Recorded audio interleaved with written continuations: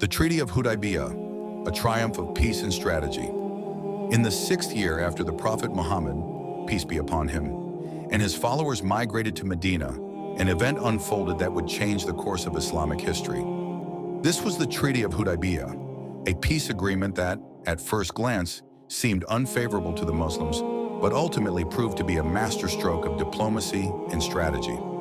This treaty not only showcased the Prophet's commitment to peace, but also paved the way for the rapid spread of Islam. It was the month of Dhul Qa'dah, a sacred time in which fighting was prohibited. The Prophet Muhammad, peace be upon him, and 1,400 of his companions set out from Medina with the intention of performing Umrah, the pilgrimage to Mecca. They wore simple white garments, carried no weapons, and brought along sacrificial animals to demonstrate their peaceful intentions. But as they approached the outskirts of Mecca, at a place called Hudaybiyyah, they were met with resistance. The Quraysh, the powerful tribe that controlled Mecca, refused to let the Muslims enter the city.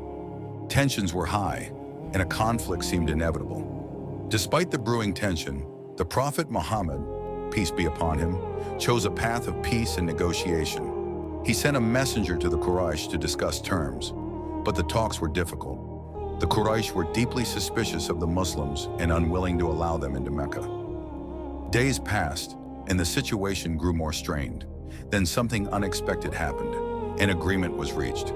The terms of the treaty were harsh and seemed to favor the Quraysh. The Muslims would not be allowed to enter Mecca that year, but they could return the following year to perform Umrah. Additionally, any Muslim who left Mecca for Medina without the permission of their guardian would be returned to the Quraysh, while anyone who defected to Mecca from Medina would not be returned. The treaty would last for 10 years, allowing for peace between the two sides.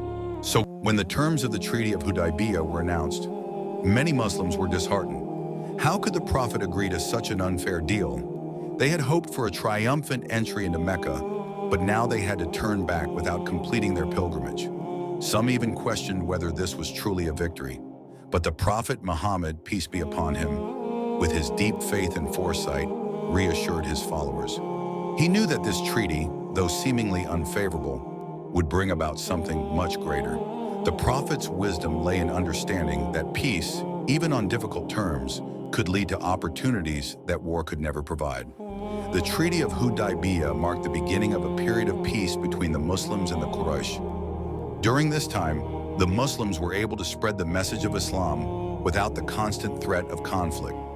As a result, Islam began to spread rapidly across the Arabian Peninsula. Tribes that had once been hostile or indifferent to the message of Islam now embraced it, seeing the strength and character of the Muslim community. Moreover, the Quraysh, who had once been the staunchest enemies of Islam, began to soften their stance.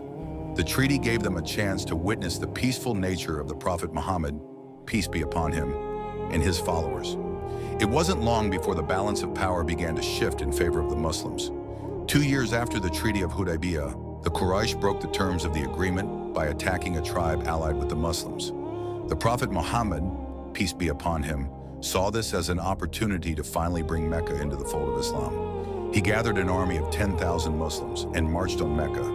But instead of seeking revenge, he offered peace. When the Prophet entered Mecca, he did so with mercy and forgiveness, granting amnesty to many of his former enemies. The Quraysh, seeing the Prophet's compassion, accepted Islam in large numbers.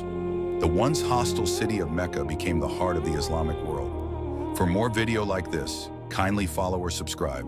Salam alaikum.